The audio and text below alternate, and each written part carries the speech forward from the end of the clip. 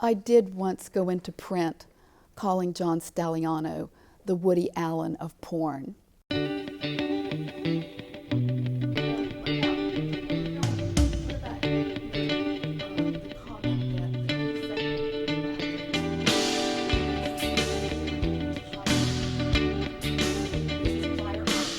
I teach a huge variety of courses ranging right across film and media, history and theory, but the only course anybody ever remembers me for is the porn class.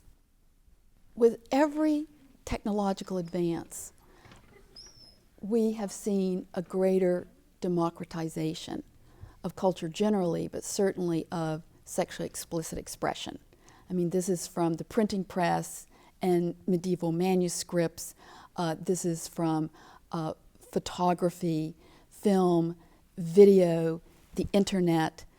Each time it has allowed more and more people and of different genders and different classes to be able to have access to sexually explicit expression.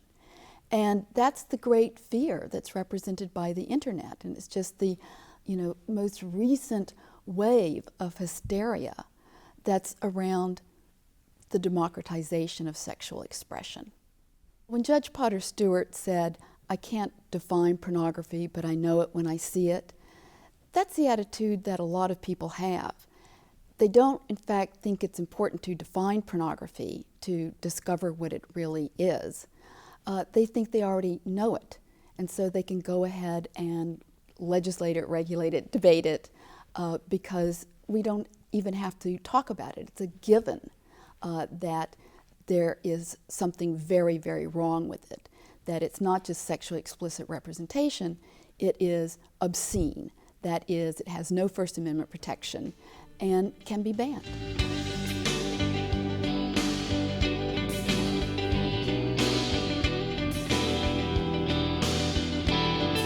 Whenever I start to teach the Miller test for determining what material is obscene in my classroom, the students have such an enormously difficult time getting their minds around most of the terminology in the Miller test. I mean, the first part of it, the two that speak to community standards, whether a reasonable person in the community would find the material to be appealing to prurient interests, or the second community standard, whether a reasonable person in the community would find the material to be patently offensive. And then the third, which is a national standard, does the material have any serious literary, artistic, political, or scientific value? And so my students immediately start going, what's prurient? And you try to explain, well, it's a bad relation to sexual materials. It's a morbid interest in sexual materials. And they go, well, what's that? And then they go, well, what's patently offensive? And isn't porn supposed to offend? Doesn't it have a lot of its challenge to sexual and moral taboos? And also, isn't it supposed to use lewdness and lewd humor to challenge political authority? So they just cannot even get their minds around material that could be attacked for vaguely appealing to a morbid interest in sex. What would that be? Your interest in sex, but not my interest in sex? And what's patently offensive when porn is supposed to be patently offensive? I've come to realize that so much of what people object to in pornographic materials is not that it challenges their moral values, their religious values, but that they just think it's in bad taste. And they think that whatever taste they have is, of course, superior taste.